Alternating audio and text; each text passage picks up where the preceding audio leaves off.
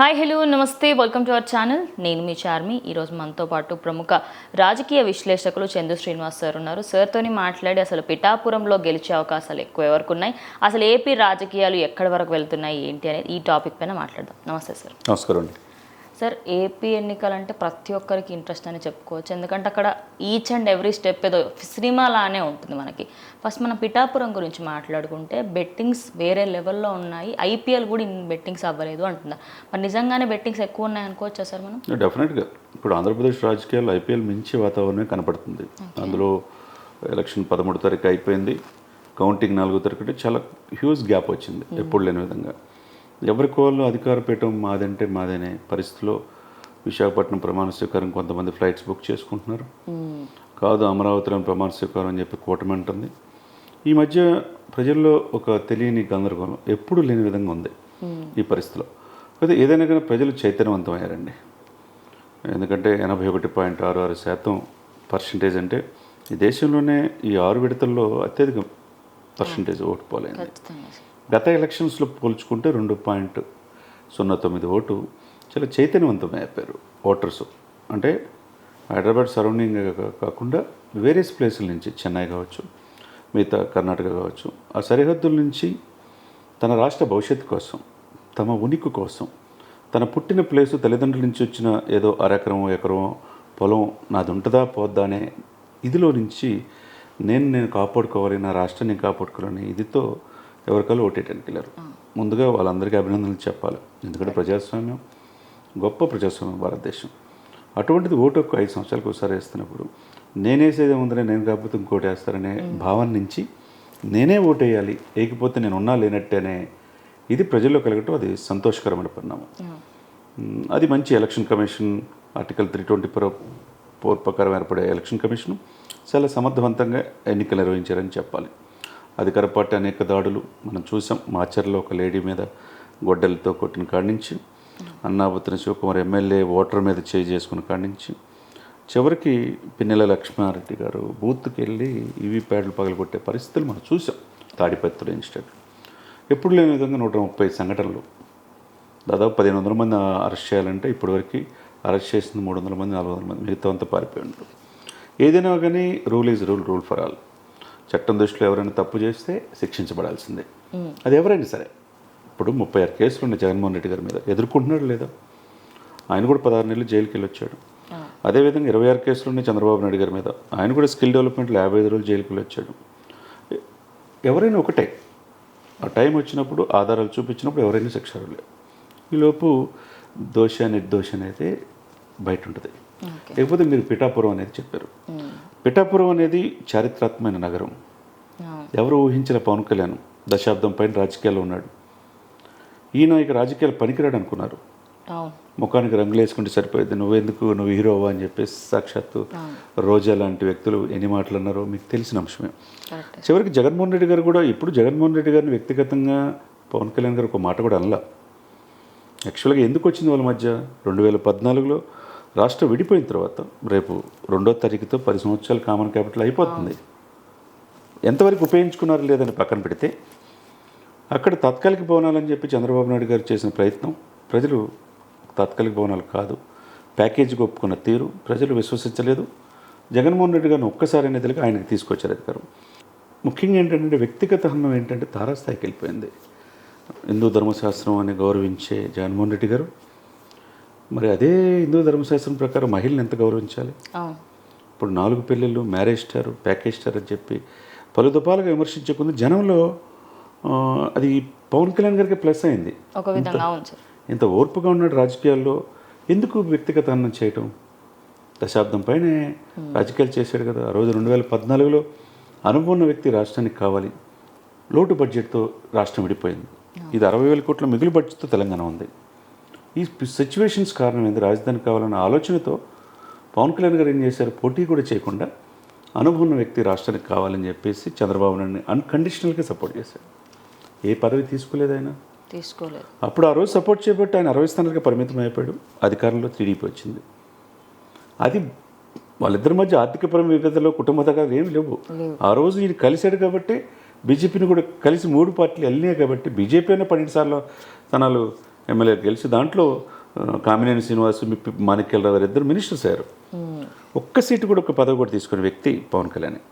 మరి ఆ రోజు నుంచి విభేదం పెంచుకున్నాడు. మళ్ళీ అదే పవన్ కళ్యాణ్ గారు చంద్రబాబు నాయుడు గారు ప్యాకేజీకి ఒప్పుకున్నాడని ఆయన విడిపోయి 2019లో పోటీ చేశాడు. చేసినప్పుడు ఆయనకి అవకాశం వచ్చింది, ఆయన గెలిచాడు. 151 ఎమ్మెల్యేలు, 22 మంది ఎంపీలు. మరేం చేసినట్టు?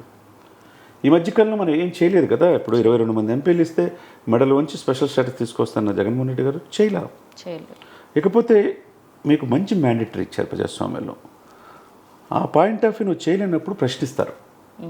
మీరన్నట్టు ఇప్పుడు పిఠాపురం అనేది ఎందుకు 2019లో పోటీ చేసి గాజువాకుల భీమవరంలో బలమైన అభ్యర్థులను పెట్టి అటు జగన్మోహన్ రెడ్డి గారు కావచ్చు, చంద్రబాబు నాయుడు గారు ఇద్దరు తన అసెంబ్లీలో అడుగు పెట్టాలని కోరుకోలే. ఆ రోజు స్నేహధర్మం ప్రకారం నన్ను సీఎం చేసిన భావన చంద్రబాబు నాయుడు గారిలో లేదు, ఇద్దరు లేదు. అది వాస్తవం, మనం రియాలిటీ ఒప్పుకోవాలి ఏదేమైనా సరే. మరి కానీ మొక్కవని ధైర్యంతో తనకున్న లగ్జరీస్ జీవితాన్ని వదులుకొని రోజుకు 2 కోట్లు మేడం, సంవత్సరానికి 1000 కోట్ల ఆదాయాన్ని షూట్ చేస్తే వచ్చేస్తాయి సార్. ఒక డే షూటింగ్ ఆయన ప్రైజ్. ఈ దేశంలో మీరు కూడా చూసుంటారు, 29 రాష్ట్రాలు కేంద్రపాలిత ప్రాంతాలు చూసుకుంటే ఏ రాష్ట్ర ముఖ్యమంత్రి అయినా తన సొంత డబ్బుల్ని 34 కోట్ల రూపాయలు 5500 మంది కౌలు రైతులకు ఇచ్చిన చరిత్ర ఉందా చెప్పండి? ఎక్కడ సమస్య వస్తే కోట్ల రూపాయలు తన సొంత డబ్బు ఖర్చు పెట్టే నాయకుడు ఎక్కడైనా ఉన్నారా? ఏ రోజైనా జగన్మోహన్ రెడ్డి గారు సాక్షి పేపర్లోనో లేకపోతే జగతి పబ్లికేషన్స్లో భారతీయ సిమెంట్స్లో నుంచి ₹1 తీసుకొచ్చి ఈ సైనిక నిధికి ₹1 లేకపోతే ఎక్కడో సుగాలి ప్రీతి ఇన్సిడెంట్ జరిగింది, అమ్మాయిని వికలాంగురైన వాళ్ళ అమ్మాయి రేప్ చేసి చంపేశారు అని స్పందించారా? లేకపోతే ఉద్దానం బాధితులతో ఎక్కడ లండన్ నుంచి డాక్టర్లను పిలిపించి ఆయన ఎంత డబ్బు ఖర్చు పెట్టి డాక్టర్లు పిలిపించి ఈరోజు ప్రపంచానికి తెలియదా? ఆయా పార్టీల దశాబ్దాల నుంచి పరిపాలిస్తున్నాయి కదా. ఆ రోజు కాంగ్రెస్, తర్వాత టీడీపీ, తర్వాత వైసీపీ పరిపాలిస్తున్నా ఆ ఐడెంటిఫై చేసింది ఎవరు? ఉద్దానం ప్రపంచానికి తెలియజేసింది. ఈ రోజున డయాలసిస్ కేంద్రం ఏర్పడినా ఏది చేసినా రీసెర్చ్ సెంటర్ మనం జగన్మోహన్ రెడ్డి గారు ఓపెన్ చేసిన కారణం ఎవరు? పవన్ కళ్యాణ్ గారు. మత్స్యకారుల సమస్యలు కావచ్చు, భవన నిర్మాణ కార్మికుల సమస్యలు కావచ్చు, చివరికి తన బిడ్డలకి డిపాజిట్లు డబ్బులు కూడా తీసేసి పార్టీ ఆఫీసులు కట్టే పరిస్థితి అంటే ఎవరన్నా రాజకీయాలు చేస్తున్నారండి? కానీ అతనికి ఉన్న కమిట్మెంటు, డెడికేషన్, డిటర్మినేషన్ ఈ 3 రాజకీయంగా పరిపక్వత చెందాడు. ముఖ్యంగా ప్రపంచ దేశాలు ఆకర్షించే మోదీ గారి మన్నలను పొందాడు. మామూలు విషయం చెప్పండి. జగన్ గారిని కూడా ఎక్కువ పట్టించుకోరు ఆయన, కానీ పవన్ కళ్యాణ్ గారు అంటే చాలా రెస్పెక్ట్. ఎక్కడ గెలవలేదే మరి. ఎన్డీఏ సమావేశాలకి 33 పార్టీల్లో తన పక్కన తనతో పాటు ఎందుకు పెట్టుకున్నాడు పవన్ కళ్యాణ్ని? ఉభయ రాష్ట్రాల నుంచి ఎవరిని పిలవలేదే. అది కమిట్మెంట్, అది సచ్యలిత. దీర్ఘకాలిక రాజకీయాల్లో నేను నా పార్టీతో పాటు జాతీయ భావజాలంతో ఉన్న మోదీ గారిని పక్కన నడిచాడు కాబట్టి ఆయనకి గుర్తింపు ఉంది. ఏ రోజు చూడాల స్వలాపేక్ష కోసం నేను పదవిలో పోవాలన్నా డబ్బులు సంపాదించుకునే ఏ ఆలోచన లేదు. అదే ప్రకారం 2 సంవత్సరాల క్రితం ఇప్పటం గ్రామంలో మనం చూసాం. ఓటు చీలకుండా రాజకీయం చేద్దాం, జగన్మోహన్ రెడ్డి గారిని ఎదుర్కోవాలంటే మనం కలిసి ఏకం అవ్వాలన్నాడు. ఆ రోజు కూడా తన సీఎం అనేది సాక్రిఫైస్ చేసి ముందు మనం గెలుద్దాం అన్నాడు. 2 విషయాల మీద ఆంధ్రప్రదేశ్ పాలిటిక్స్లో పవన్ కళ్యాణ్ లేని రాజకీయం ఊహించుకోవటం కష్టం. ఇప్పుడు గేమ్ ప్లే అంతా పవన్ కళ్యాణ్ చాలా పెద్ద ప్లే ఆడాడు. 40-50 సీట్లు తీసుకుంటాడు నేను అనుకున్నా. ఒక్కొక్క ఇంటర్వ్యూలో నేను కూడా చెప్పేది, లేకపోతే ఓటు ట్రాన్స్ఫర్మేషన్ ఎలా అయిద్దని. కానీ అతను స్ట్రాటజీగానే ఉన్నాడు. 21 సీట్లు తీసుకున్నాడు. 24 నుంచి 21 మళ్ళీ బీజేపీ కోసం 3 త్యాగం చేశాడు. అధికార పార్టీ టీడీపీ కోసం త్యాగం చేయాల్సి వచ్చింది. కొంతమంది టీడీపీని తీసుకొచ్చి జనసేన పోటీ చేయాల్సి వచ్చింది. కానీ ఎక్కడ కూడా బ్యాలెన్స్ తప్పలా. మోదీ గారిని ఒప్పించాడు, ఈ కూటమి కలిసేట్టు చేశాడు. ఈ రోజున తను త్యాగాలు చేసి సిద్ధపడ్డాడు కాబట్టి పిఠాపురంలో ఎమ్మెల్యేగా 50,000 నుంచి 60,000 మెజార్టీతో గెలవబోతున్నాడు. పిఠాపురం ఓటర్లు చాలా చైతన్యవంతమైన ఓట్లు. 86.87% పిఠాపురంలో ఓటు నమోదైందంటే ఆలోచించుకోవాలి. చివరికి జగన్మోహన్ రెడ్డి గారు వెళ్ళి ప్రచారం చేసి చివరి రోజు ప్రచారం చేసి డైరెక్ట్గా ఆయన మీద అటాక్ చేశాడంటే ఇప్పటికీ ఎప్పటికీ ఫ్యూచర్లో కూడా నాకు ప్రాబ్లం అంతా పవన్తోనే ఆయనకు అర్థమైపోయింది. యాక్చువల్లీ జనాలలో కూడా ఒక పాయింట్ ఆఫ్ వ్యూ ఏమైనా వచ్చిందంటే సార్, ఎండింగ్లో అయినా ఏదైనా వేరే మాట మాట్లాడతాడేమో, లేకపోతే ఏదైనా వేరే టాపిక్ తీస్తాడేమో పవన్ కళ్యాణ్ గురించి కాకుండా, అప్పుడు కూడా మళ్ళీ ఆయన భార్యల గురించే మాట్లాడడము, అప్పుడు కూడా ఆయన పర్సనల్ లైఫ్ గురించే మాట్లాడడం తప్పించి, అండ్ అక్కడే డిప్యూటీ సీఎంగా వంగ గీత గారిని చేస్తా గెలిపిస్తే అన్నారు. దాని గురించి ఏమంటారు సార్? అది తప్పు. ఆయన అలా అనటం వల్ల ఆమె ఒకవైపు ఆమె సావిత్రి, మహానటి సావిత్రి గారిని మించి నటించారు. నేను వెళ్ళిపోతాను ఇక్కడి నుంచి అని చెప్పి ఏడుస్తూ మాట్లాడితే ఇటు తిరిగి చూడమ్మా అని చెప్పేసి నవ్వుతా ఆమెను తిప్పిన విధానం చూస్తే ప్రజలకు అర్థమైపోయింది. ఇప్పుడు ఫ్యాక్షన్ రాజకీయాలు ఉభయ గోదావరి జిల్లాలో ఉండవండి. గోదావరి జిల్లాలో ప్రజలు చాలా శాంతి కాముకులు. నేను కూడా అక్కడ మ్యారేజ్ చేసుకున్నాను కాబట్టి చాలా మర్యాద ఇస్తారు. మాటలో ఎటకారం ఉంటుంది కానీ ఎక్కడ ఏం చేయాలో తెలుసు. ఆంధ్రప్రదేశ్ రాజకీయాలు ఉభయ రాష్ట్రాలు కలిసి ఉన్నప్పుడు విభజిత ఆంధ్రప్రదేశ్ ముందు కూడా గోదావరి జిల్లాలో ఆ 34 స్థానాలే చాలా కీలకం. అక్కడ ఎవరైతే మెజారిటీ వస్తారో వాళ్ళే అధికారంలోకి వస్తారు. ఆ జిల్లాని నిర్లక్ష్యం చేశాడు జగన్మోహన్ రెడ్డి గారు. అక్కడికి వెళ్ళి నువ్వు పిఠాపురం వెళ్ళి అదే జిల్లా చెందిన వ్యక్తి, అదే గోదావరి జిల్లాకు చెందిన వ్యక్తి పవన్ కళ్యాణ్ని మెగా అభిమానుల్ని అవమానించినట్టే కదా. కరెక్టే సార్. నేను డిప్యూటీ సీఎం చేస్తాను ఈయన గెలిపించుకోండి అంటే అదే వంగగీత ఎంపీ నుంచి ఎందుకు ఎమ్మెల్యేగా పోటీ చేస్తుంది? ఎందుకు ఇంకా ముందుకు వెళ్ళాలనుకుంటారు, ఇంకా కిందకు వస్తున్నారు. ఇక్కడ 2,36,309 ఓట్లు ఉన్నాయి. ఓటుకు వినియోగించుకున్న 2,05,369 మంది. దాంట్లో పురుషులు దాదాపు 90% ఉపయోగించుకున్నారు, 1,03,604 మంది. మహిళలు 1,01,762 మంది ఉపయోగించుకున్నారు. ట్రాన్స్జెండర్స్ 3 ఓటుకు ఉపయోగించుకున్నారు. అంటే ఎప్పుడు లేని విధంగా 86.87% ఓటు నమోదైందంటే కొన్ని చోట్ల బూత్లో వైసీపీకి ఏజెంట్లు కూడా లేని పరిస్థితిలో ఉన్నారంటే నిజంగానే అది దారుణం అని చెప్పొచ్చు. నిజంగా ఇప్పుడు ఆయన ఓడిపోతాడని చెప్పేసి సాక్షాత్తు చాలామంది మంత్రులు, మినిస్టర్స్, చీఫ్ మినిస్టర్ గారు చాలా రకాలు చెప్తున్నారు. ఒక రకంగా ఆయన వెళ్ళి చాలా తప్పు చేశాడు. వెళ్ళి ఆయన అట్లా మాట్లాడటం వల్ల, మళ్ళా ప్యాకేజ్ స్టార్ మ్యారేజ్ స్టార్ అని మాట్లాడటం వల్ల గోదావరి జిల్లా ప్రజల్లో నేను కూడా చూశానండి. 9 నియోజకవర్గాలు నేను కూడా చూసి అసలు ఏంటి పరిస్థితి పవన్ కళ్యాణ్ అని పిఠాపురం నామినేషన్కి వెళ్ళినప్పుడు నేను చూసాను. నేను వెళ్ళాను కాబట్టి నామినేషన్ అప్పుడు దాదాపు 2 లక్షల మంది జనం, ఇసుకేస్తారాలంత జనం. ఏంటమ్మా ఇది పరిస్థితి అని చెప్పేసి 4 పెళ్ళిళ్ళు అంటున్నారు, ఈయన ఏంటి పరిస్థితి అని అంటే ఆడవాళ్ళని ఏమంటున్నారంటే ఎవరైనా ఏ భార్య వచ్చినా అయినా సీఎం గారు కంప్లైంట్ ఇచ్చారా? వాళ్ళ వ్యక్తిగత జీవితాలు ఈయనకెందుకు? కరెక్ట్. ఆయన ఈరోజు రాజకీయాల్లో వచ్చాడనే కదండి వాళ్ళ అమ్మని, నా అన్నని ఇంత అవమానపరుస్తున్నారని వాళ్ళు ఓన్ చేసేసుకున్నారు. పవన్ మా దేవుడే ఇక్కడ పంపించారు పిఠాపురం, ఆంధ్ర, కాశీ అని చెప్పి. ఆడవాళ్ళు చెప్పులు లేకుండా వచ్చారు మేడం. వాళ్ళ పిల్లలు ఇంజనీరింగ్, డాక్టర్లు చదువుకునే వాళ్ళు కూడా. అప్పుడు అనిపించింది ఒక నాయకుడికి ఎలా అయినా ఆంధ్రప్రదేశ్ అసెంబ్లీలో అడుగు పెట్టాలి, మాకు అదృష్టం కొద్దీ పిఠాపురం వచ్చాడనే భావన వాళ్ళు కలిగింది. ఊరంతా నిరాజనం పలకటం అంటే ఆ 3 మండలాల నుంచి పిఠాపురం ప్రజలు మామూలు విషయం కాదు కదా. ఇక ఈయన పోయి అలా ప్రచారం మళ్ళా చేస్తారు మీరు అన్నట్టు. వ్యక్తిగత అన్నం, పెళ్ళిళ్ళు, ఆమె డిప్యూటీ సీఎం చేస్తానే తెలికి ఇంకా ఎక్కువగా పవన్ కళ్యాణ్ మీద సానుభూతి పెరిగింది. దశాబ్దం ప్రజల కోసం పోరాడే వ్యక్తిని ఒక్కచోట కూడా గెలిపించకుండా ఇంతమంది ముఖం పెద్దిరెడ్డి అంట, ఒకవైపు ముద్రగడ పద్మనాభం గారు, ఇంకోవైపు ద్వారంపూడి చంద్రశేఖర్ రెడ్డి గారు, వీళ్ళంతా ఎన్ని ఎలిగేషన్స్లో మనకు తెలుసు. వీళ్ళందరూ ఇంతమంది కలిసి దాదాపు 500 కోట్లు ఖర్చు పెట్టారు పవన్ కళ్యాణ్ గారి మీద ఓడించడానికి. జస్ట్ ఆయన ఓడించడానికి 500 కోట్లు ఖరీదు. వాళ్ళకే రివర్స్ కొట్టి 50 నుంచి 60,000 మెజార్టీ తను గెలవబోతున్నాడు. అది గెలుపు ఎవరు ఆపలేరు. అక్కడ పోయి జగన్మోహన్ రెడ్డి గారు తప్పు చేశాడు. పోవటం వల్ల ఇంకో 10,000 ఓట్లు ఎక్కువ పెరిగినాయి. 40,000 మెజార్టీతో గెలిచే వ్యక్తి 50 నుంచి 60,000 అంటే కేవలం బికాజ్ ఆఫ్ ఒక వ్యక్తిని ఢీకొనడానికి ఈ విధంగా కావాలనేది. ఎందుకంటే అండి రాజకీయాల్లో స్వచ్ఛమైన రాజకీయాలు చేయటం ఈరోజు లేదు. దశాబ్దం పైన ఒక పార్టీ నడపటం అంటే వాళ్ళ అన్నగారే 2009లో పార్టీ పెట్టి చూడు ఏమనలేకపోయాడు రాజకీయాలకి. నా కొద్ది రాజకీయాలు, నా తమ్ముడు ఏ రోజైనా సాధిస్తా అన్నాడు. దశాబ్దం ఉన్నాడా లేదా? ఇన్ని మాటలు పడ్డాడా లేదా? అతను అవమానించినట్టు ఎవరైనా అవమానించారా? చాలా దారుణంగా ఆయన మొత్తం ఫ్యామిలీని, బ్రదర్స్ని, ఇంక్లూడింగ్ వాళ్ళ పిల్లల్ని కూడా అంటున్నారు. ఆయనకు తెలుసు తనేంటో. దేశ రాజకీయాల్లో పవన్ కళ్యాణ్ ఇప్పటికీ ఎప్పటికీ ఆయన్ని ఎవరు టచ్ చేసే పరిస్థితి ఉండదు.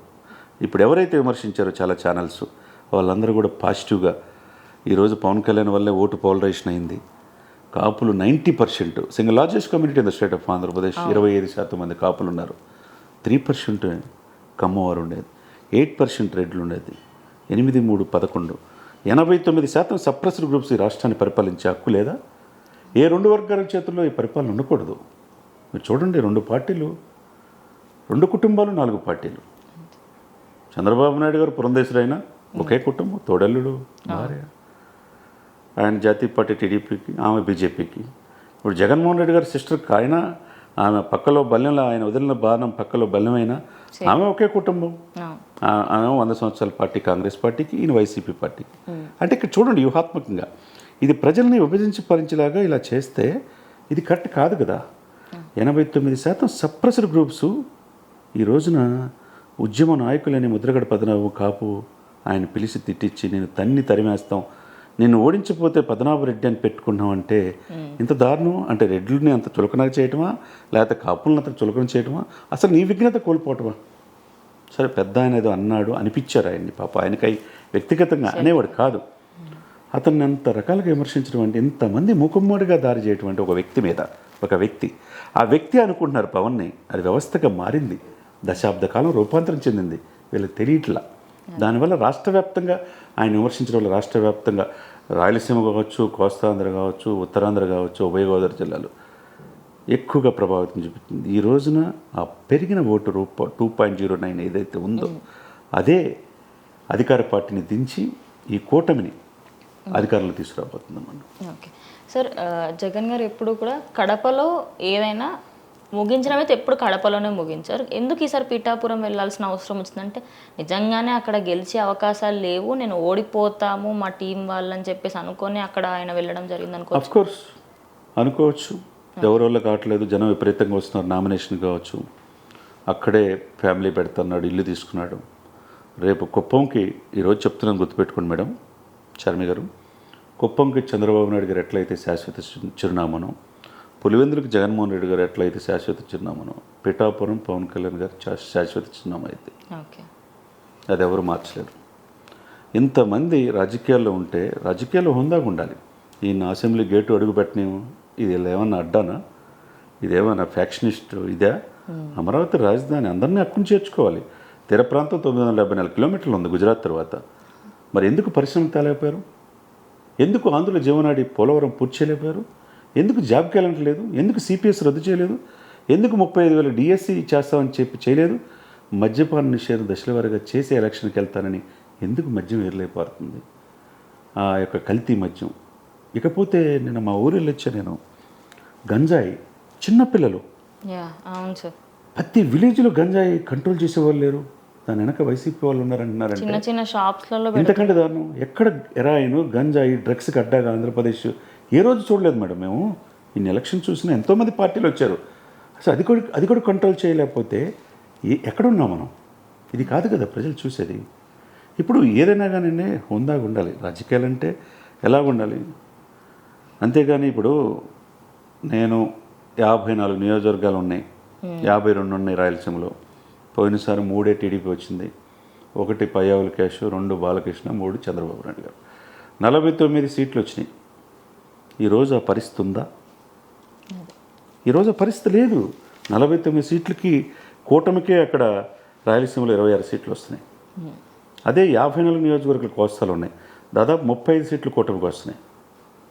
తర్వాత ఉభయ గోదావరి జిల్లాలు ఉన్నాయి, 25 నుంచి 28 సీట్లు 34 వస్తున్నాయి. అంటే గోదావరి జిల్లాలో ప్రజలు ఎట్లా 11 స్థానాలు 10 స్థానాలు గెలవబోతున్నాడు పవన్ కళ్యాణ్ గోదావరి జిల్లాలో పోటీ చేస్తున్నారు. ఒక రైల్వే కోడరు, పాలకొండ, పోలవరం ఈ 3 డౌట్ తప్పితే దాదాపుగా 3 పోతే ఏంటంటే 17 నుంచి 18 సీట్లు వరకు రావచ్చు. 18 సీట్లు. మనకి ఈ గాలి ఇంకా ఎక్కువగా వేసిందంటే 21 గెలిచినా ఆశ్చర్యపడాల్సిన అవసరం లేదు. పక్కాగా ఈరోజు 18 సీట్లు గెలిచి అసెంబ్లీలో చాలామంది ప్రముఖులు, మీరు చాలా ఇందాక కూడా ఒక మాట అన్నారు, ఇంతమంది విమర్శించిన ఈ వ్యక్తులు అందరూ కూడా, ఒక రోజా కావచ్చు, లేకపోతే కొడాలి నాని కావచ్చు, చాలా సార్ పేరు నాని కావచ్చు, ఒక అంబటి రాంబాబు కావచ్చు, సరే ఇంకొకళ్ళు ఆడు గురునాథం కావచ్చు, ఎవరైనా కావచ్చు, వీళ్ళందరూ కూడా ఈరోజు చెప్తున్నాం మేడం, ఎవరిని ప్రజలు స్వీకరించే పరిస్థితి లేదు. వీళ్ళందరూ ఓడిపోబోతున్నారు. ఓకే, అంటే పెద్ద తలకాయలు అన్నీ వెళ్ళిపోతున్నాయి, మొత్తం వెళ్ళిపోతాయి. అనిల్ కుమార్ యాదవ్, ఆయన నెల్లూరు ఎంపీ, ఎక్కడో నెల్లూరులో పోటీ చేయాల్సింది, నెల్లూరు నుంచి ఎందుకు నష్టపెట్టొచ్చాడు, అక్కడ ఓడిస్తున్నారు. చెవిరెడ్డి భాస్కర్ రెడ్డి చిత్తూరు నుంచి ఇక్కడికి వచ్చి ఒంగోలు టంగుటూరు ప్రకాశం పంతులు వారసులు, బ్రిటిష్ వాళ్ళని దమ్ముంటే కాల్చుకొని చెప్పిన ఆ ఒంగోలు చాలా చైతన్యవంతమైన ప్రజలు, అక్కడ కాదని స్థానికేతలను తీసుకొస్తే గెలుస్తారా? ఇవన్నీ కూడా ఏంటంటే ఆయన 70-80 మంది ఎమ్మెల్యేలు మార్చడం కావచ్చు. ఒకటే మేడం, నేనేదో ఇస్తున్నాను, వీఆర్ ప్రొవైడర్, నేను ఇస్తున్నానంటే ప్రజలు కాదు, నీ సొంత డబ్బు కాదు, నువ్వు కష్టపడినవే. ఇప్పుడు కిరణ్ కుమార్ రెడ్డి ఉన్నారు, నేను గుంపు మేస్తుని పెద్ద మేస్తుని అంటాడు. దశాబ్దం పట్టింది కాంగ్రెస్ పార్టీకి. ఇది కాంగ్రెస్ తెలంగాణ ఇచ్చి అధికారులు రావడానికి ఎంత పట్టింది? దశాబ్దకాలం నిజంగానే సార్ చాలా కష్టపడ్డారు వాళ్ళు ఇక్కడ. అసలు నీళ్లు నిధుల నియామకాలను ఉద్యమం చేసిన నాయకులు ఎక్కడికి పోయారు? కేసీఆర్ బెనిఫిట్ పొందాడు 10 yearsలో. అటువంటి పెద్ద పెద్ద తలకాయలు కాదని చెప్పి ఒక దాటిపై తీసుకొచ్చి 2వ తారీఖు సన్మానం చేయబోతున్నారు. అంటే నాయకుడు అనేవాళ్ళు అలా ఉండాలి. ప్రగతి భవన్కి ప్రజలకు దూరం అయ్యేసరికి ప్రజలు తిరస్కరించారు. సేమ్ అక్కడ తాడేపల్లి ప్యాలెస్కి ప్రజలకు దూరం అయ్యారు. ఇప్పుడు మోడీ గారు ఎందుకు ఎక్కడికి వెళ్ళినా కనెక్ట్ అవుతున్నాడు, ప్రపంచ ప్రజాదరణ పొందుతున్నారు. అటువంటిది ఫాస్టెస్ట్ పొలిటీషియన్గా ఆయన ట్విట్టర్లో మించి పవన్ కళ్యాణ్ గారు లాస్ట్ వీక్లో టైమ్స్ ఆఫ్ ఇండియాలో ఉన్నాడంటే ఫస్ట్ ప్లేస్ పవన్ కళ్యాణ్ ఉన్నాడు, తర్వాత మోదీ గారు, తర్వాత రాహుల్ గాంధీ. అంటే ప్రజలు స్వీకరించాలి. ప్రజల్ని అనుసంధానంగా ప్రజల కస్టోడియన్గా మీరు ఉండాలి. అంతేగాని ప్రజలకు దీర్ఘకాలిక కోరికలు 22 మంది ఎంపీలు ఏంటి, నేను మెడల్ వంచి తీసుకొస్తాను స్పెషల్ స్టేటస్ అని ఎందుకు తెలియపారు మేడం? ఈ పాయింట్ ఆఫ్ వ్యూలో అన్నీ కూడా అధికార పార్టీకి ఏ విధంగా చూసుకున్నా మరో రోజుల్లో 2 రోజుల్లో మేబీ ఎల్లుండి అనుకుంటా, ఎల్లుండి సాయంత్రానికి ఎగ్జిట్స్ పోల్స్ వస్తాయి. 4వ తారీఖు ఈవీఎంలో ఏమున్నాయో బయటకు వస్తాయి. అప్పుడు తెలిసిద్ది ప్రజలు ఎంత వ్యతిరేకత ఉన్నారు, ఏ విధంగా ఎవరిని స్వీకరిస్తున్నారు, ఎందుకు ఇది గ్యాప్ వచ్చింది. కార్యకర్తలకి టాప్ ప్రయారిటీ. ఇప్పుడు ముఖ్యమంత్రికి ఉన్నారు, ఎమ్మెల్యేలు ఎంపీలుగా వాళ్ళకైనా అపాయింట్మెంట్ లేదు. ఎవరు వెళ్ళినా కానీ ఆ సజ్జలు కలవాలా. ప్రముఖ ఆయన సకల శాఖ మంత్రి అంటారు, సకల శాఖలకు ఆయనే మంత్రి సజ్జల రామకృష్ణారెడ్డి గారు. చివరికి ఎలక్షన్ కమిషన్ కూడా దూషిస్తున్నాడు, పోలీసులనే దూషిస్తున్నాడు. చివరికి అంబటి రాంబాబు గారు అయితే అసలు నాకు 6 బూతులు నాకు పోలీసులు సరిగ్గా పనిచేయలేదు, ఎలక్షన్ కమిషన్ సరిగ్గా పనిచేయలేదు, నాకు రీపోలింగ్ చేయండి హైకోర్టుకి వెళ్ళాడు. ఎక్కడైనా చరిత్రలో ఉంటుందండి? ఎలక్షన్ కమిషన్ కాదని హైకోర్టుకి వెళ్తే మొత్తం డిస్మిస్ చేశారు. అంటే వాళ్ళకు కూడా తెలుస్తుంది, ఈ సోకాల్డ్ మంత్రులకు కూడా మేము ఓడిపోతున్నామనే భావన వాళ్ళకి కూడా తెలుసు. కాకపోతే ఏంటంటే రేపు పోలింగ్ ఏజెంట్లు ఉండాలి, వాళ్ళకి ధైర్యం ఉండాలి, క్యాడర్ దూరం కాకుండా ఉండాలి. ఇవన్నీ పాయింట్ ఆఫ్ వ్యూలో ఐపాక్ బృందంతో ఆయన మాట్లాడి ఆ విధంగా లండన్ వెళ్ళాడు. ఎవరు? జగన్మోహన్ రెడ్డి గారు. అంతే తప్పితే ప్రజలు డిసైడ్ అయ్యారు. ప్రజలు డిసైడ్ అవ్వడానికి ఇంత తండోపతండాలకు రావడానికి ఒకటే కారణం, మీరైనా నేనైనా, నేను పుట్టిన భూమి, తల్లిదండ్రులు ఇచ్చిన ఆస్తి నాది కాదని భావన కలిగినప్పుడు, నా ఆస్తి మీద ఆ సరిహద్దు మీద ఇంకొక ఫోటో కనపడినప్పుడు అది జీర్ణించుకోలేరు. అదే పాయింట్ ఆఫ్ వ్యూలో ఆయన ఓడిపోబోతున్నాడు జగన్మోహన్ రెడ్డి గారు. ఓకే సార్, మనము ఎప్పుడు ఏపీ ఎలక్షన్స్ లాస్ట్ టైం కూడా ఒక విధంగా ఒక యుద్ధాలే జరిగినాయని చెప్పుకోవచ్చు. ఈసారి ఏంటంటే ఎవరెవరైతే మెయిన్ పర్సన్స్ ఉన్నారో వాళ్ళందరూ వెళ్ళిపోతారని మీరు ఇందాక చెప్పారు. కానీ ఓట్ల విషయానికి వస్తే చాలామంది 175 సీట్స్లలో 115 మాకే వస్తాయి అని చెప్పేసి ఇటు వైఎస్ఆర్సీపీ వాళ్ళు కూడా మాకు 100 కంటే ఎక్కువ వస్తాయని వాళ్ళు అంటున్నారు, ఇటు టీడీపీ వాళ్ళు కూడా మాకు కూడా అంతే వస్తాయని అంటున్నారు. అంటే ఎవరికి ఎక్కువ ఛాన్సెస్ ఉన్నాయి, అసలు ఎవరు గెలిచే అవకాశాలు ఎక్కువ ఉన్నాయంటారు ఓవరాల్గా? 2019 150 ఎమ్మెల్యేలు 22 మంది ఎంపీలు ఇచ్చారు జగన్మోహన్ రెడ్డి గారికి. అది కూడా స్టాటిస్టిక్గా చూసుకుంటే మేడం 1,55,88,529 ఓట్లు వచ్చినాయి. అంటే 49.95%, అంటే 50కి రీచ్ అయ్యాడు. అదే సమయంలో టీడీపీకి 1,23,04,628 ఓట్లు వచ్చినాయి. చూడండి మార్జిన్ ఎంత, 32 లక్షలు తేడా. అంతే.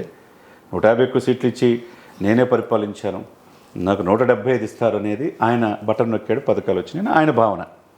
అదే సమయంలో మనం వాస్తవానికి వెళ్ళాలి, ఎంత తేడా ఉంది మీకు అర్థమైంది కదా. అదే సమయంలో 17,36,811 ఓట్లు వచ్చి 6.78% జనసేన ఉన్నది. వీళ్ళిద్దరు విడిగా పోటీ చేయడం వల్ల ఆయన బెనిఫిట్ అయ్యాడు. ఇక్కడ మార్జిన్ ఎంత, 32 లక్షలు. వాస్తవంగా చూసుకుంటే ఇది ప్రజలకు తెలియాలి. 1,55,88,529 ఓట్లు మాత్రమే జగన్మోహన్ రెడ్డి గారికి వచ్చినాయి. అది 49.95తో ఆయన అధికారంలోకి వచ్చాడు. అంతే, లిటిల్ బిట్ మార్జిన్. రేపు కూడా వైసీపీ 30 సీట్ల పైన ఇదిలో 1,000-2,000 ఓట్లతో పోయే ఓట్లు చాలా ఉంటాయి. ఇప్పుడు సాలిడ్గా ఆయనకు ఓటు బ్యాంక్ ఉంది. ఎస్సీలో 80%, 60-80% వేశారు, ఎస్టీలో 50-50, బీసీలో 60-50, కాపులో 90% కూటమికి జనసేనకి ఇచ్చారు, కమ్మ వాళ్ళు అవుట్ రైట్గా. ఇట్లా ఏ విధంగా చూసుకున్నా 18 సంవత్సరాల వయసు నుంచి 35 సంవత్సరాల వయసు లోపు వాళ్ళు, అది పురుషులు కావచ్చు, మహిళలు కావచ్చు, చదువుకున్న వాళ్ళు కావచ్చు, కూటమికి వేస్తారు. 40 అబోవ్ పథకాలు వచ్చినాయి మహిళకి అనే భావంతో ఆయన కేసు మాట వాస్తవం. ఓకే. ఆయన కేసే దాంట్లో కొద్దిమంది పిల్లలు మాట విని వేయకుండా వాళ్ళు కూడా ఉన్నారు. ఈ సాలిడ్ ఎవరైతే విపరీతంగా 45 లక్షల మంది ఓటు వచ్చి మిగతా దేశాలు ఇతర దేశాల నుంచి 1.5-2 లక్షలు డబ్బులు ఖర్చు పెట్టుకొని వచ్చి ఓటేశారండి. నిజంగా సార్ ఈ ఓటు చాలా కీలకం అవుతుంది. ఎప్పుడు లేని విధంగా ఈ పెరిగిన ఈ 2.9 ఈ 3% జగన్మోహన్ రెడ్డి గారికి చాలా ఇబ్బంది అవుతుంది. జస్ట్ 3%. 3%. 6 గంటల కాడి నుంచి నైట్ 1 గంట దాకా ఎలక్షన్ జరిగిందంతా అధికార పార్టీ కోసం కాదు, ప్రభుత్వ వ్యతిరేకత. ఓకే. ఎట్లయినా నా ఓటు వేయాలని. మరి ఈ పాయింట్ ఆఫ్ వ్యూ మనం చూసినప్పుడు మార్జిన్ ఎక్కడ ఎంత ఉంది? 3 to 4% అంతే. ఇంత వాస్తవానికి రియాలిటీలోకి వెళ్ళాలి మనం. మీరు అన్నట్టు 2019లో 150కి ఇచ్చారు, ఇప్పుడు ఇచ్చే పరిస్థితి ఉందా? లేదు. అదే సమయంలో కూటమికి మేము 175 వస్తూ 150 మించి వస్తాయి అనుకుంటున్నారు, 170 దాకా వస్తాయన్నారు. లైక్ అంటే ఒక విధంగా చూసుకుంటే సార్ విశాఖపట్నంలో ట్రైన్స్ కానీ ఫ్లైట్స్ కానీ ఖాళీ లేవు అంటున్నారు. మొన్న ఒక ఎమ్మెల్యే మాట్లాడుతూ అసలు ట్రైన్స్ మేము అందరం బుక్ చేసేసుకున్నాము, అక్కడ అసలు ఇంకా హోటల్స్ కూడా ఖాళీ లేవు అంటున్నారంట. దాని గురించి ఏమంటారు సార్? ఇప్పుడు అన్ని ఖాళీ ఉన్నాయని చెప్పి కొన్ని ఛానల్లో చూపిస్తున్నారు. మా హోటల్ ఏం బుక్ కాలేదు, మా ఫ్లైట్స్ ఏం బుక్ అవ్వలేదు. మరి వీళ్ళేమో ఆల్రెడీ ప్రమాణ స్వీకారం ముహూర్తం కూడా నిర్ణయించుకుంటున్నారు. ఇది కొద్దిగా అత్యాశలాగా కనపడుతుంది. అదే సమయంలో చిన్నపిల్ల ఆటలాగా ఉంది. అదే సమయంలో వీళ్ళు 140 వస్తాయని చెప్పి కూటమి టీడీపీ వాళ్ళు అనుకున్నా అది పొరపాటే. జగన్మోహన్ రెడ్డి గారిని తక్కువ అంచనాటికి వీలేదు. టు బి ఫ్రాంక్, యాజ్ జర్నలిస్ట్గా చెప్తున్నా, యాజ్ అడ్వకేట్గా చెప్తున్నా. అతను సోషల్ ఈక్వేషన్స్ అతను బాగా తెలుసు. నేను బటన్ నొక్కాను, నా ఓట్లు నాకు వస్తాయి అనేది తెలుసు ఆయనకి. కాకపోతే మహిళంతా నాకే వేశారని ఆయన అనుకున్నాడు, అక్కడ దెబ్బతిట్టారు. ఎస్సీ ఎస్టీ కూడా మొత్తం నాకే వస్తాయి అనుకున్నారు. ఎస్సీలు ఏమవుతుంది 80% ఆయన కేసు మాట వాస్తవమే. ఓకే. ఆయన ఓన్ చేసుకున్నారు. అదే సమయంలో హిందువుల మీద దాడి, 150 గుడుల మీద దాడులు, రాముల వారి విగ్రహాన్ని గొంతు తీసేయటం, అంతర్వేదుల రథం తగలబెట్టడం, ఇవన్నీ కూడా హిందువులు చాలా వ్యతిరేకత అయ్యారు. అదే సమయంలో బీజేపీ సపోర్ట్ ఉంది కూటమికి. ఎలక్షనీరింగ్ కరెక్ట్గా చేసింది. ఇప్పుడు ఈ రాష్ట్రంలో ఏదన్నా పని కావాలంటే 22 మంది ఎంపీలు ఇచ్చినా మాకు రాజధాని లేదు, స్పెషల్ స్టేటస్ అడగలేదు, పోలవరం పూర్తి కాలేదు, విశాఖ స్టీల్ ప్రైవేటీకరణ కాకుండా ఆపలేకపోయారు అనే భావన ప్రజల్లో ఉంది. అదే పవన్ కళ్యాణ్ గారు టీడీపీని కలిపాడు, విడిపోకుండా ఈ 3 పార్టీలు ఓటు చెల్లకుండా రాజకీయం చేశాడు, ట్రబుల్ షూటర్లాగా ముందుండి నడిపించాడు. Is a game changer. నడిపించాడు. ఎక్కడికి వెళ్ళినా చూశారు మీరు, సీఎం కంటే ఇతనికి ఎక్కువ వచ్చారు. అదే సమయంలో రేపు మోడీ గారిని ఒప్పించి స్పెషల్ స్టేటస్ తీసుకురాగలరు, అమరావతి పూర్తి చేయగలిగిన భావన ప్రజల్లో ఉంది. కాబట్టి ఆయన 1 man షో ఎలక్షన్ చేశాడు. సాలిడ్గా అతని పక్కన నిలబడ్డాడు. అతను విభజించి పాలించాలనుకుంటే ఈసారి లేదు. పవన్కి 14 ఓడిపోవడానికి కూడా ఆయన సిద్ధంగా లేడు. అదే సమయంలో 55 రోజులు చార్మి గారు ఒక నాయకుడు జైల్లో ఉంటే చివరికి ఆ పార్టీ అధ్యక్షుడు పెద్ద సీనియర్ నాయకులు కూడా బయట కనపడలా. టీడీపీ ఏమైపోద్ది అనుకున్న సమయంలో అన్కండిషనల్గా వెళ్ళి రాజమండ్రి జైల్లో సపోర్ట్ చేసిన వాళ్ళు ఎవరైనా ఉంటారండి? అదే సమయంలో చంద్రబాబు నాయుడు గారి మీద 26 కేసులు ఉన్నాయి, జగన్మోహన్ రెడ్డి గారు 36 కేసులు ఉన్నాయి, నా మీద ఒక్క కేసు కూడా లేదు, నన్ను ఆశీర్వదించి నన్ను ఎలక్షన్కి వెళ్ళొచ్చు. ఆ పని చేయలే. ఆయన ఒక స్నేహధర్మం అందించాడు. కలిసే వెళ్దామా. 55 రోజులు వెంటిలేటర్ మీద ఉండి ఆల్మోస్ట్ అయిపోయి డెత్ బెడ్ మీద నుంచి ఆక్సిజన్ ఇచ్చేసి బతికిచ్చాడు మేడం. రక్తం ఇచ్చాడు, తన రక్తాన్ని దారపోసాడు. ఇక్కడ ఎవరు త్యాగం చేశాడు? ఇక్కడ 2014లో ఆయన త్యాగం చేశాడు, 2024లో ఆయన త్యాగం చేయబట్టి ఈరోజు కూటమి వస్తుంది. ఈ కూటమిలో కొంతమంది ఔత్సాహికులు, ఛాందసవాదులు ఉంటారు. ఆ పవన్ కళ్యాణ్ ఏముందని. మరి పవన్ కళ్యాణ్ లేకపోతే ఇప్పుడు ఈరోజు పరిస్థితి ఏంటి? అది మూలాలు మర్చిపోకూడదు. సాక్షాత్తు చంద్రబాబు నాయుడు గారు నా వెనక కాదు, నాతో పవన్ ఉన్నాడు. ఈరోజు పవన్ లేకపోతే నా పరిస్థితి ఏంటది? ఇప్పుడు అత్యాశ ఉండొచ్చు, ఆశకి మించి వ్యక్తిని వాడుకున్న తర్వాత ఉపయోగించుకుని వదిలేద్దామని కుదరదు. ప్రజలు చూస్తుంటారు. ఇదే సమయంలో ఈజ్ అ ట్రబుల్ షూటర్. ఇప్పుడు ఈరోజు టీడీపీ 7 సంవత్సరాల నుంచి ఎందుకు బీజేపీ ఎన్డీఏలో కలుపుకోలా? ఒక పవన్ కళ్యాణ్ చెప్తే ఎందుకు కలుపుకున్నారంటే పవన్ కళ్యాణ్ మీద ఉన్న సచ్ఛీలత, పవన్ కళ్యాణ్ మీద ఉన్న నమ్మకం, ఆయన దేశ రాజకీయాల్లో కీలకమైన వ్యక్తి అనే భావన మోదీ గారికి, అమిత్ షాకి ఉండబట్టి. ఇక్కడ పరిస్థితి ఏంటంటే వాస్తవానికి వెళ్తే వైసీపీ పార్టీ 150 స్థానాల నుంచి 65 నుంచి 68 స్థానాలు మాత్రమే పరిమితమయ్యారు. అంటే డి అంటే డి అనే విధంగా లిటిల్ బిట్ మార్జిన్లో 25-30 సీట్లు వాళ్ళు కోల్పోతారు. 68 సీట్లు, 65 నుంచి 68 మధ్య. అదే సమయంలో చంద్రబాబు నాయుడు గారు అనుకున్నట్టు వ్యక్తిగతంగా వాళ్ళకే 100-120 వచ్చే పరిస్థితి లేదు. ఓరావరి పోరులో 80 నుంచి 85 లోపు సీట్లు వస్తాయి. అంటే పోటాపోటీగా ఉంటుంది ఇప్పటికీ కూడా. సమస్య లేదు అందులో. వీళ్ళు అనుకుంటున్నారు మేము వస్తాం అని. పొటాపోటీ పోరేది అంతా ఎవరిని తక్కువ అంచనా లేదు. ఇక్కడ 80 to 85 టీడీపీ అక్కడ ఆగేది. Magic figure 88, 89. వన్ సైడ్ అయితే అవ్వదు.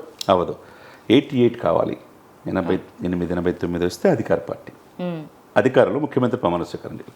అదే సమయంలో నేను ఈరోజు చెప్పినట్టు గుర్తుపెట్టుకోండి, ఎక్కడ గెలవడు, ఒక్క సీటు కూడా గెలవడు అన్న వ్యక్తి 18 సీట్లతో తనతో పాటు ఇంకో 17 మంది ఎమ్మెల్యేలను తీసుకుని అసెంబ్లీలో అడుగు పెట్టబోతున్నాడు. అది చాలా కీలకం ఇక్కడ.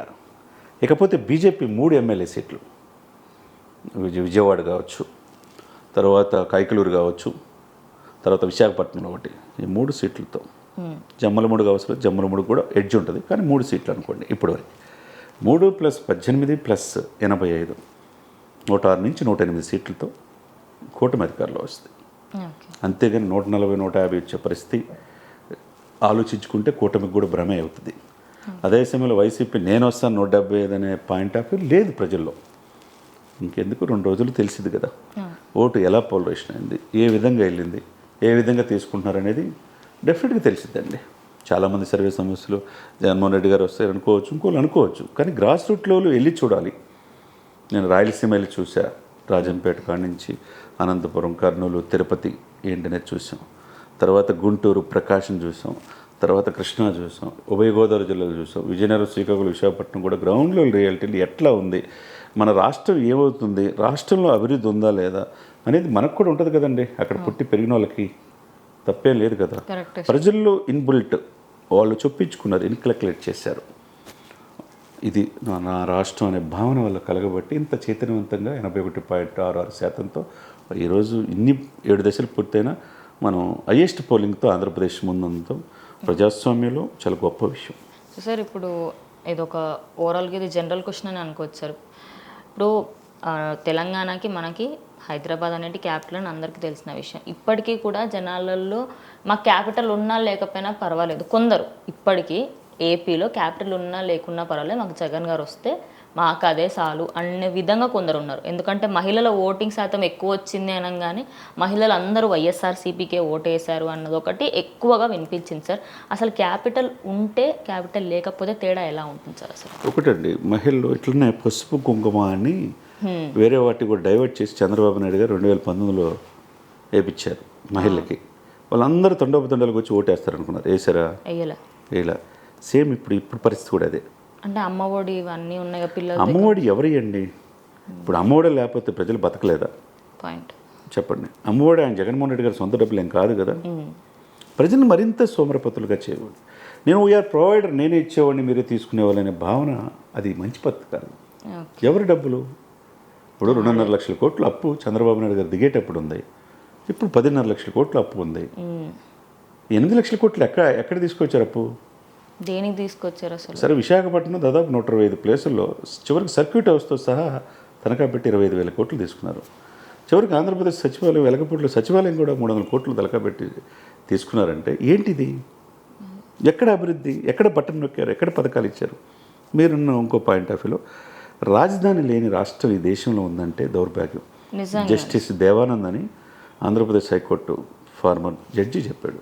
మా అమ్మాయి సివిల్ చదువుతుంటే ఢిల్లీలో మీ క్యాపిటల్ ఏదంటే నానా ఏది క్యాపిటల్ అని చెప్పి నన్ను అడిగింది అంటే ఎంత అవమానం పొందింది స్నేహితుల దగ్గర. 3 రాజధానులు అన్నారు. జ్యుడిషియల్ క్యాపిటల్ కర్నూలు అన్నారు. విశాఖపట్నం కొండలు తొలిచి ప్రకృతి రమణీయతకు మారిపోయిన ఋషికొండలను కరిగించి 400 కోట్లతో విలాసవంతమైన భవనాలు కట్టి ఫ్యామిలీ అక్కడ పెడతాన్న జగన్మోహన్ రెడ్డి గారు 59 మాసాలు, 1 నెల ఇది ఎలక్షన్ కోడ్, 59 మాసాలు ఎందుకు వెళ్ళలేపారు? అసలు ఉన్నదాన్ని క్యాపిటల్ అమరావతి ఎందుకు పూర్తి చేయలేపారు? 26 గ్రామాలు, 32,000 ఎకరాలు ఇచ్చారు ప్రజలు వాలంటీర్కి ఇచ్చారు కదా. ఇప్పుడు వాళ్ళు కాదని చెప్పి, రాజధాని కాదని చెప్పి నువ్వు 3 క్యాపిటల్స్ అని అన్నంత మాత్రాన తీసుకునే పరిస్థితి ఉందా? 29 రాష్ట్రాలు, 8 కేంద్రపాలిత ప్రాంతాలు ఉన్నాయి. ఈ దేశం గొప్ప దేశం, 145 కోట్ల జనాభా ఉంది, ప్రపంచంలో అతిపెద్ద జనాభా ఉన్న దేశం అని. ప్రజాస్వామ్యం చాలా గొప్ప దేశం. మోదీ గారు 3వ ప్రధానమంత్రి అవకాశాలు స్పష్టంగా కనబడుతుంది. ఈ సిచ్యువేషన్స్లో మీరన్నట్టు రాజధాని లేకుండా ఏంటండి కర్మ? అసలు ఎక్కడేదో చెప్పుకోవడానికి కూడా లేకపోతే ఎలా? అంటే మన కంపెనీస్ రావాలనుకున్నా కూడా ఇప్పుడు చాలా మటుకు కంపెనీస్ అక్కడ పెట్టాలి అనుకొని ఎక్కడ పెట్టాలి, ఏది క్యాపిటల్ మాకు తెలియదు అని హైదరాబాద్కి వచ్చినాయి కొన్ని ఎన్నో కంపెనీస్ ఉన్నాయి సార్. ఇప్పుడు లులు మాల్ ఇక్కడ ఎందుకు వచ్చింది? అక్కడనే ఉండాలి సార్ ఒరిజినల్గా చెప్పాలంటే. తర్వాత 10 లక్షల కోట్లు పెట్టుబడులని విశాఖపట్నం అన్నారు. అసలు ఎక్కడొచ్చినాయి? అసలు ఎవరైనా వచ్చారు? తీర ప్రాంతం గుజరాత్ తర్వాత అంత తీర ప్రాంతం ఉండి ఫుడ్ ప్రాసెసింగ్ యూనిట్స్ లేవు. పక్కనున్న చెన్నైలో 2000 ఐటీ కంపెనీలు, బెంగళూరులో 3000 ఐటీ కంపెనీలు, ఇక్కడ 2200 ఐటీ కంపెనీలు ఉన్నాయి హైదరాబాద్లో. హైదరాబాద్ అందరిని ఎక్కువ చేర్చుకునేది. మీరు అన్నట్టు క్యాపిటల్ జూన్ 2 వరకు 10 సంవత్సరాలు హైదరాబాద్ ఉపయోగించుకోవాలా. చంద్రబాబు నాయుడు గారు ఇట్లా వదిలేసేసి అక్కడికి వెళ్ళిపోయాడు. తాత్కాలిక భవనాలని చెప్పేసి ప్రయత్నం చేశాడు. ఇక్కడున్న ఆస్తులు ఇప్పటివరకు తేల్లా. అధికారం మొత్తం ఆ రోజు చంద్రబాబు నాయుడు మొత్తం వికేంద్రీకరించబట్టి ఈ రోజున ఆంధ్రప్రదేశ్ ఇన్ని ఇబ్బందులు పడుతుంది. దీర్ఘకాలిక దృష్ట్యే ఐటీ ఈ రోజు అభివృద్ధి చెందిన చంద్రబాబు నాయుడు గారి కారణం. కానీ మొత్తం ఇక్కడే పెట్టేదానికి ఇప్పుడు అక్కడ అభివృద్ధి నొచ్చుకోవాలా. పట్టుమని 10 ఐటీ కంపెనీలు మీరు చెప్తారా? అమరావతిలో, హైదరాబాద్లో ఎందుకు ఉంది? Fastest growing city in the world. 2030 నాటికి Hyderabad the fastest growing city అవుతుంది. దాటేస్తుంది. అందరిని అక్కుని చేర్చుకునేది. 3000 ఉద్యోగం కాడి నుంచి 3 లక్షల ఉద్యోగం నుంచి హ్యాపీగా ఉంటారు ఇక్కడ. డెక్కన్ ప్లాట్లో ఉంది. ఎటువంటి భూకంపాలు, సునామీలు ఏమి రావు. సముద్రాలు ఉన్నాయి. తీర ప్రాంతం మీకు విశాఖపట్నం నుంచి కృష్ణపట్నం పోర్టు వరకు. పోర్టులు ఏ విధంగా ఎక్స్పోర్ట్స్ ఇంపోర్ట్ చేసుకోవచ్చండి? ఎన్ని వేల కోట్ల ఆదాయం వస్తాయి? ఎందుకు నిరుపయోగమైంది? ప్రైవేట్ వాళ్ళకి ఎందుకు ఇస్తున్నారు?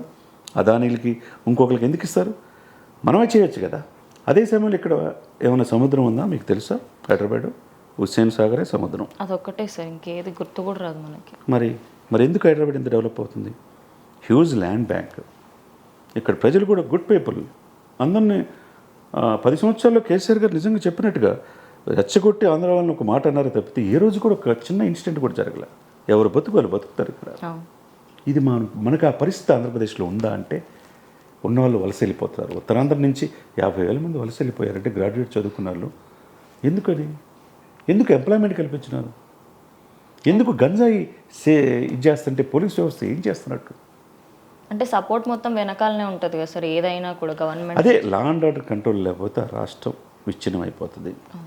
ఇకపోతే సాక్షాత్తు ఎమ్మెల్యేలు వెళ్ళి ఓటర్లను కొడతాం, ఈవీఎం బూతుల్ని పగలగొట్టడం ఎప్పుడైనా మీరు చూసారా సార్? ఒక ఎమ్మెల్యే కొట్టారు అనేది ఒక అంతుకి సరే, ఆయనకి ఏదో ఉల్టా ఎమ్మెల్యేని ఒక ఓటర్ కొట్టడం సార్, ఒక నార్మల్ హ్యూమన్ బీయింగ్ కొట్టడం, ఇట్స్ లైక్ అంటే ఎంత ఇదిలో ఉన్నారో మనం అర్థం చేసుకోవాలి. ఇక్కడ ఎంత తిరుగుబాటు. కొట్టాల్సి ఆయన కొట్టింది కూడా సాయంత్రం కాదు, ఉదయం 10ంటికి కొట్టింది. మొత్తం స్ప్రెడ్ అయింది రాష్ట్రం మొత్తం. అధికార పార్టీ వాళ్ళు ఇలా దాడులు చేస్తున్నారనే భావన కలిగింది. ఇవన్నీ కూడా మైనసే.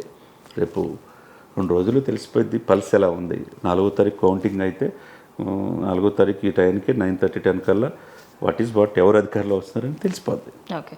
సో సార్, ఫైనల్గా అమరావతియే క్యాపిటల్ అవుతుందా కూటమి గెలిస్తే? 100%. ఓకే. పవన్ కళ్యాణ్ కోరిక అమరావతి రైతుల కోసం అనేక సార్లు నిరాదీక్షలో పాల్గొన్నాడు. బీజేపీ వాళ్ళు తెలుసు మోదీ గారు ఏం తీసుకొచ్చారు.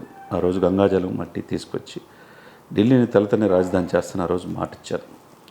టీడీపీ కోరిక కూడా చేద్దామని.